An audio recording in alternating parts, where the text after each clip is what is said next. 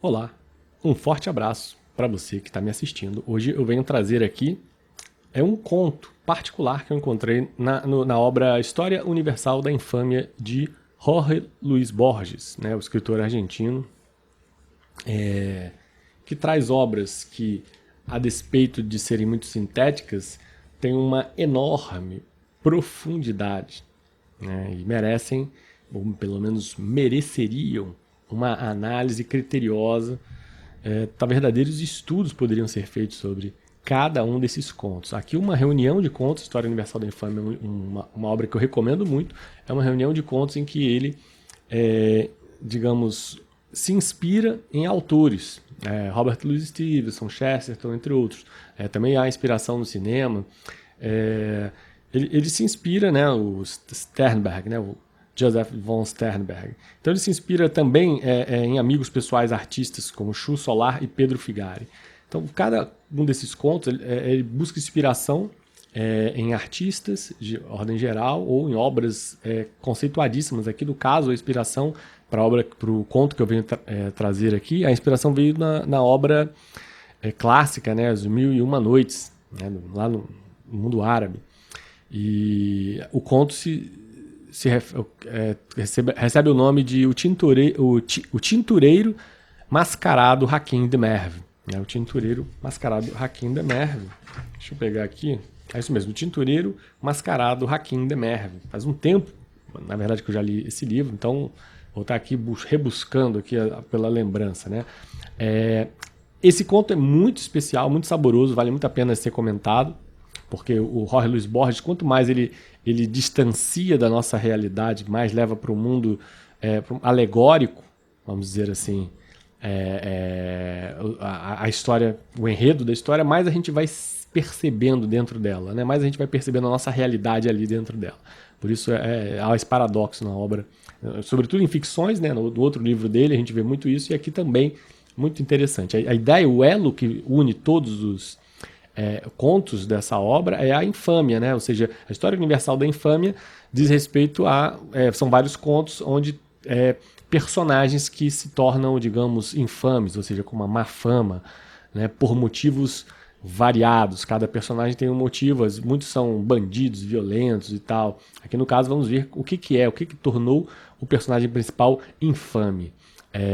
E antes de dar prosseguimento, convidar você aqui que participa a curtir, compartilhar, enfim, ajudar, contribuir o canal da maneira que for possível, se possível com o apoia-se, a gente fica sempre muito agradecido para poder reinvestir no canal.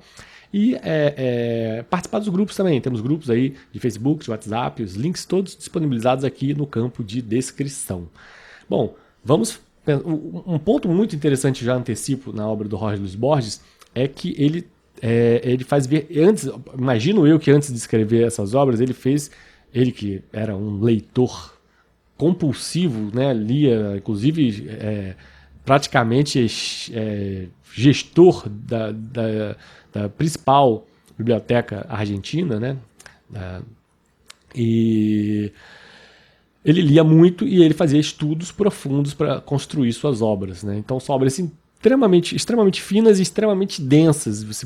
Para você chegar a pescar cada vez mais, você teria que se aprofundar em várias e várias leituras. E, obviamente, não é isso que eu fiz. Eu vou fazer uma análise grosseira, ainda mais no tempo que disponho aqui, desse conto. E uma característica que é peculiar ao Jorge Luis Borges, como eu estava falando, é tentar misturar realidade com ficção e, por meio dessa mistura, também incutir ali uma cosmovisão, né? Uma cosmovisão, sobretudo, geralmente aliada à noção de eternidade e infinito. É algo que é muito familiar para a minha própria cosmovisão. E o Tintureiro Mascarado de Hakim de Merve, inspirado, como eu falei, nas Mil e Uma Noites, e em personagem real, né? Um personagem Al-Muqanna, nascido em Hakshin. Vou antecipar o meu pedido de desculpas para todas as pronúncias. Eu não estou em dia, faltei a aula do idioma árabe na aula, enfim. Então, eu tento fazer o que posso aqui. Mas o Tintureiro Mascarado de Hakim de Merve, fiz aqui um resuminho para ler, para poder me sintonizar aqui com vocês, né? Vamos lá. Nasceu no ano de 736 de Cristo e reza a história que sua cabeça foi cortada e levada a Deus antes de regressar à Terra para criar a doutrina da cara resplandecente, tão cheia de relevos e incrível que parecia uma máscara, por isso mascarado, né? Então ele tem essa lenda e reza essa lenda que a cabeça dele foi cortada, levada a Deus e que antes de regressar à Terra ele criou aí a doutrina da cara resplandecente, porque era uma cara cheia de relevos que parecia uma máscara. Bom, esse aqui é um basicão da história, mas vamos lá.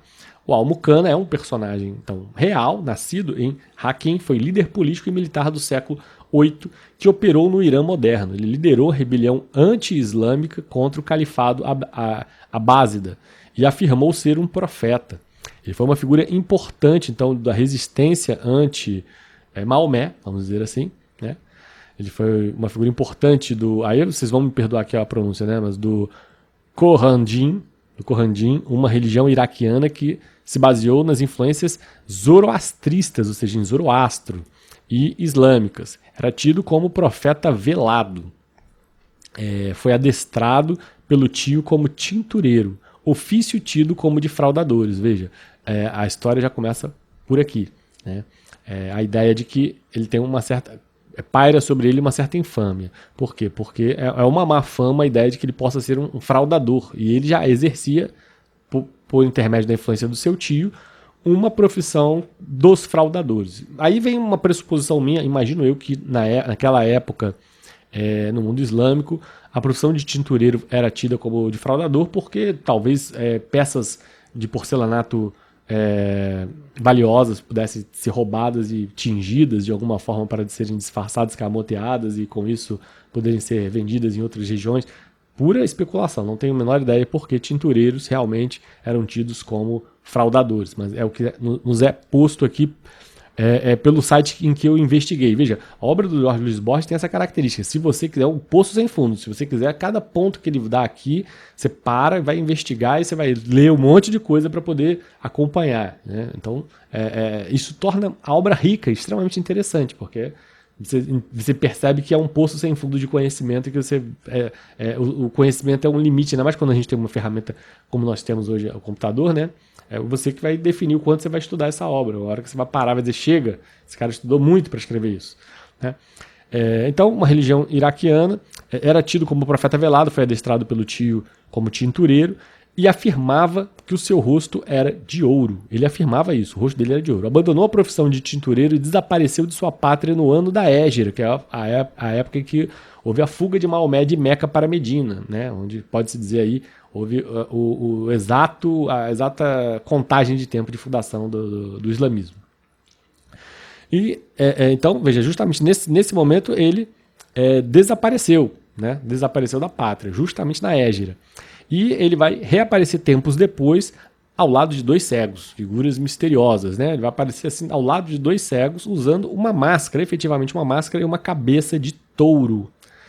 E nessa circunstância, uma vez que ele retorne, ele faz a profecia a respeito de si mesmo. Veja que interessante. Então, paira sobre ele a ideia de que ele possa ser uma ideia de fraude, por ele ter uma profissão de tintureiro, e ao mesmo tempo ele já vai fazer uma profecia a respeito de si mesmo, a de que levaria uma vida de penitência e uma morte infame. Ele prevê a morte infame, né? Uma profecia, ele faz essa profecia de que irá morrer de forma infame, ou seja, que terá uma má fama. Ele construiu um mito a respeito do uso incessante de sua máscara. Ele não tirava a máscara para nada e aí ele mesmo construiu esse mito, né? Aí é a questão de você acreditar ou não, enfim. Sua cabeça fora cortada e levada aos céus, onde Deus o inculcou palavras sagradas e o dom de profetizar. Então veja que interessante, né? O uso da máscara se dá pelo fato de que ele teve a cabeça cortada e levada aos céus e Deus o inculcou palavras sagradas e o dom de profetizar. Quando todos os homens da terra professassem a nova lei, o seu rosto seria revelado e poderiam finalmente adorá-lo. Então a profecia era essa, de que enquanto as pessoas não estivessem prontas pelas palavras sagradas que haviam sido inculcadas nele, elas não poderiam ver o rosto dele, pois não iriam adorá-lo. Mas uma vez que elas tivessem atingido esse estágio final de evolução, aí sim, elas poderiam ver o rosto dele e, consequentemente, adorá-lo. Soltaram uma pantera sobre ele, que acabou ficando cega. Veja, isso já alimenta aí a ideia mítica, né? Geralmente os mitos são construídos a partir disso, né? De lendas que giram em torno de histórias, geralmente histórias sagradas, sobrenaturais, e que vão se formando uma ideia de crença ao torno dessas figuras. A partir de então começaram a acreditar nele, né? A partir do fato de que a pantera ficou cega. Ele exortou um jihad, ou seja, uma guerra santa, a partir de então. Né? O comum lá no mundo islâmico, essa guerra santa. Não que aqui no Ocidente não tenha havido igual as cruzadas, enfim. Né? Uma guerra santa. E ele tinha, né, um harém de 114 mulheres, todas cegas, veja que coisa, né? Que aplacava aí as necessidades de seu corpo divino. Né? Então, ele não, digamos, não era alguém assim tão abnegado, né? Ele tinha lá as suas 114 mulheres cegas para aplacar as necessidades do seu corpo divino. E aí ele concebeu uma cosmogonia e uma visão ética. Né? Uma cosmogonia e uma visão ética que eu vou ler agora na página 65, essa cosmogonia e essa visão ética, que é interessantíssima. Como eu digo, cada parte dessa obra é digna de estudo. Então ele bota aqui, no princípio da cosmogonia de Hakim, há um Deus espectral. Essa divindade carece majestosamente de origem. Geralmente, né, as ideias de Deus, Criador, carecem de origem. Né? Justamente por... É a grande questão sobre todo mundo que pensa em metafísica do ser como Deus Criador. Né? E o que via antes de Deus. Então, enfim. Assim como de nome e de rosto. No caso, a divindade, assim como ele, carecia de nome e de rosto. É um Deus imutável, mas sua imagem projetou 9 sombras que, condescendendo à ação, dotaram e presidiram um primeiro céu. E aí ele vai ter uma ideia, mais ou menos, de que a partir da construção do céu vai ser formado um mundo de cima e um mundo de baixo espelhado, e a partir desse espelhamento vão ser formados 999 outros mundos, e que o nosso mundo nada mais é do que um mundo mal formulado, mal feito, mal concedido. Basicamente é essa a ideia, estou resumindo aqui. Então a Terra que habitamos é um erro, uma incompetente paródia, né? E aí, veja, já começa a formulação ética, né? Como toda doutrina prescreve, né? A doutrina parte de uma situação mítica, onde há o sobrenatural envolvido, e logo uma explicação da cosmogonia, e logo em seguida as prescrições das condutas éticas e morais. Né? E aqui vem quais seriam, no caso dessa religião, as prescrições. Os espelhos e a paternidade são abomináveis, porque multiplicam e afirmam. Né? No caso do espelho, ele deve estar se referindo à visão do ego, né? Do apego ao ego. No caso da paternidade, multiplicam, e se o objetivo era extirpar a existência daquele mundo, naturalmente, o mundo era um erro, naturalmente a paternidade teria que ser negada também, né? Assim como o ego. O asco é a virtude fundamental, né? Então aí me lembra um pouco os cátaros, né? Os cátaros eram alguém que negavam a vida com tanto fervor do cristianismo original que até o suicídio era visto como uma virtude. Então aqui, continuando, as duas disciplinas cuja escolha o profeta deixava livre podem nos conduzir a ela. Aqui, interessantíssimo. Por quê? Quais eram as duas escolhas éticas de acordo com a ideia de rejeição do mundo presente? Né? A ideia de abstinência e a ideia de excesso do exercício da carne. Né? Ou seja, ou você exercita muito ou você faz a castidade. Né? Ou seja, os dois radicalismos, veja que interessante, né? Os dois radicalismos, ou o excesso de prazeres da carne, perda de controle total, ou o contrário, a castidade, a repressão moral forte, como uma negação da vida. Olha que interessante, né? Como uma negação do mundo presente. Aquele mundo precisava ser extirpado. O paraíso e o inferno de Hakim não eram nada menos, não eram menos desesperados, né?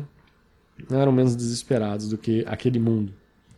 E aí vamos dar continuidade aqui, né? Então ele concebeu uma cosmogonia e uma visão ética, né? Uma mulher adúltera do harém, porém, espalhou um boato sobre fiéis de que o profeta tinha um aspecto monstruoso. Então veja aqui o que aconteceu. No harém, uma mulher se infiltrou e não era cega, e aí começou a espalhar o boato de que havia visto o rosto, o aspecto do profeta de máscara, que no caso, na situação em que ela estava, ele estava sem máscara, e que era um aspecto repugnante e monstruoso, e claro, ele pensou que ela era cega e ela não era. Então, de forma resumida, ela fora morta pelos eunucos que vigiavam o lugar, né, como punição por ter, digamos, vazado essa fofoca, né? Vamos falar aqui numa linguagem bem simples, né? Não se sabe se é verdadeira ou se é mentirosa, enfim. Mas o simples fato dela ter vazado esse dito, né, de que ele tinha um monstro monstruoso, isso abalou a convicção de muitos fiéis, né? Criou-se uma curiosidade a respeito, lembrando aí um pouco do mito de Eros e Psique, né, em que Psique fica lá no Apuleio, né, do asno de ouro, né, o mito de Eros e Psique, que a Psique, apaixonada por Eros, mas Eros impõe aquele limite de que ela não poderia ver o rosto dele, né, e aí isso cria uma curiosidade terrível, né, para que ela veja, conheça o rosto da grande paixão dela, e aí os familiares ainda botam mais pulga atrás da orelha para que ela, olha, ele deve ser feio, deve ser horrível, você não vê o rosto dele, né, e aí veja, isso aqui, o fato dessa mulher adúltera do harém ter espalhado esse boato, né, sobre o rosto monstruoso do profeta, abalou muitas convicções dos fiéis, e aí não teve jeito, né? Os fiéis se organizaram e encurralaram o profeta e o desmascararam. Olha só que coisa, desmascararam o profeta. E aí, veja, de fato, ele tinha feições monstruosas e repugnantes. Ou seja, a adúltera do harém falou a verdade, ele tinha feições monstruosas e repugnantes. Mas aí, olha que interessante a história, né? Aí, ele tinha um argumento em defesa dele, que era o fato de que aquela insolência pecaminosa, né, o fato de que eles não estavam prontos, conforme ele havia profetizado no passado, né, que a humanidade teria que estar pronta para ver o seu rosto, os impedia de perceber o esplendor de seu rosto, pois eles ainda não era o tempo, né, as pessoas não estavam purificadas. Então, o que aconteceu é que isso não foi argumento encarado como argumento suficiente para os fiéis e ele foi, digamos, morto, executado violentamente pelos próprios fiéis, né? Executado com requintes de crueldade pelos próprios fiéis. E, curiosamente, isso fecha com a profecia inicial dele, que ele disse que iria morrer, ter uma morte com infâmia. E aí se cria, obviamente, toda espécie de situação que pode ser especulada a respeito disso, porque ele fez uma profecia, foi tido como um fraudador e depois a profecia se cumpriu. E aí, ele é uma fraude ou ele é de fato um profeta? Né? Se cria algo que eu poderia citar aí em duas obras, acontece semelhante, né? A do Heródoto, história, né? Do Heródoto, em que ele nos conta, entre muitas outras histórias, é verdade, ele nos conta a história de Creso, o rei da Lídia, que planeja, tem pretensões de invadir o reino da Pérsia e aí faz uma consulta ao oráculo de Delfos. E o oráculo diz que se ele fizer isso, ele vai destruir um grande império, né? Lança a profecia. E aí ele fica motivado, o Creso fica motivado a partir dessa profecia. Poxa, que ótimo, a Pérsia era o grande império daquela época, então ele vai lá e invade a Pérsia e perde terrivelmente, vê praticamente tudo perdido, né, após essa invasão da Pérsia. E aí ele volta no oráculo querendo uma satisfação e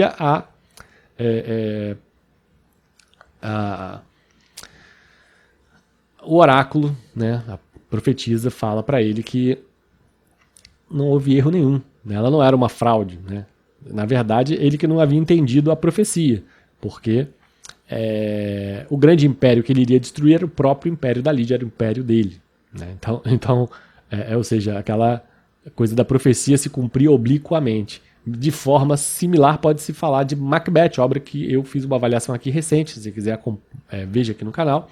Acontece a mesma coisa, as três bruxas fazem uma profecia para o grande, nobre, guerreiro Macbeth, de que ele vai se tornar rei e que o amigo dele, o Banco, vai se tornar pai de reis E mais na frente, né, quando ele de fato se torna rei e tenta se livrar do banco, né, ele recebe uma nova profecia de que ele fique tranquilo porque ele não vai perder o reinado enquanto a floresta de Birman não subir o alto onde estava o castelo dele para invadir e tomar o poder dele, e que ele não será morto senão por uma pessoa que não tenha nascido de um ventre de uma mulher, né, que não tenha nascido de uma mulher.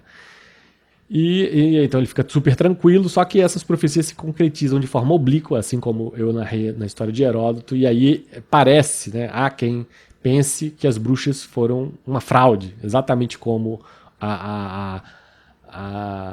o oráculo de Delfos para o Creso, e por que não como a Almucana, né, ou seja, o tintureiro mascarado de Hakim, na história universal da infame. A profecia dele se cumpre obliquamente, ou seja, ele faz uma profecia e ele é desmascarado como uma fraude. Não há dúvidas. Tiram a máscara dele e veem que ele é realmente uma figura monstruosa. E, no entanto, ele é morto exatamente como ele havia profetizado no começo, né? E é possível, sim, que alguém com mais maldade e malícia, no caso particular aqui do Jorge Luiz Borges, afirme que a maldade já vinha do começo, né? Ele já havia sido profetizado que seria desmascarado e morto porque ele já anteviu que ele estava fazendo besteira, ele estava fraudando, naturalmente ele poderia ser morto. Mas mesmo assim, né, é muita convicção, veja, é muita convicção para uma pessoa profetizar que vai ser morto de forma infame, e assim como, por exemplo, podemos falar aí da questão da história, do enredo sobre Jesus Cristo, né? Alguém seguir a sentença até o final, né? Sabendo que paira sobre ele a execução, ainda assim você ir lá e dar os passos adiante, não deixa de nos deixar perplexos.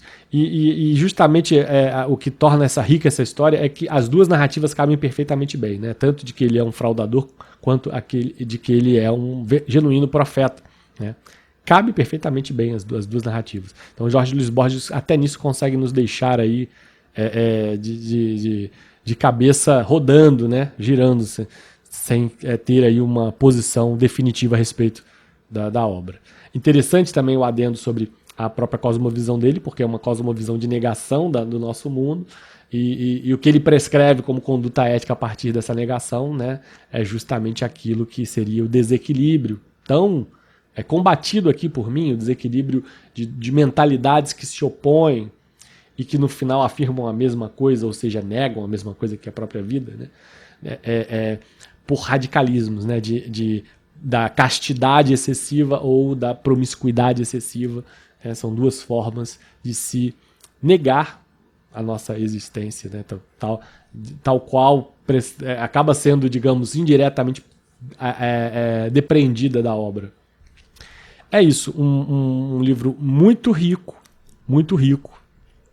E isso aqui é só, digamos, o que eu superficialmente fiz de investigação. Com certeza, se você pegar essa obra em casa, pegar esse conto em casa, porque cada conto desse merece um estudo à parte. Se você pegar esse conto em casa e dedicar mais tempo, que você vai descobrir coisas muito mais profundas do que eu estou falando aqui, porque como eu falo, cada pequeno trecho ele adentra, aprofunda várias e várias pontos que mereceriam investigação e pesquisa, e a gente sempre fica na dúvida até que ponto o que o Jorge Luiz Borges está falando é verdade, até que ponto é ficção, porque o nível de conhecimento dele é tão grande que a gente fica sempre na dúvida e teria que ficar pesquisando a fundo para saber onde que está ali a verdade, onde que é só ficção, e verdade e ficção se misturam de uma tal forma que às vezes fica difícil até separar uma coisa da outra, de tão bem construída que é a obra dele. É isso. E não pretendo me alongar muito mais, espero aí que esse vídeo tenha acendido uma centelha de curiosidade para que você compre essa obra. Tem outros contos maravilhosos, eu escolhi esse aqui, mas existem outros contos maravilhosos na história universal da infame. E é desses livros que puxam, né, pela nossa pesquisa, apesar de ser um livro fininho. É isso aí, gente. Quem sabe mais para frente eu traga outro conto dessa obra. Agradeço muito você que assiste até o final dos vídeos. Um forte abraço. Até a próxima. Esse é o nosso canal de literatura e filosofia. Se você gostou do nosso conteúdo, curta o vídeo e se inscreva. E aproveite para fazer as amizades certas nos grupos. O grupo de estética é o grupo onde se troca influências sobre arte, cinema, música, filosofia, pintura.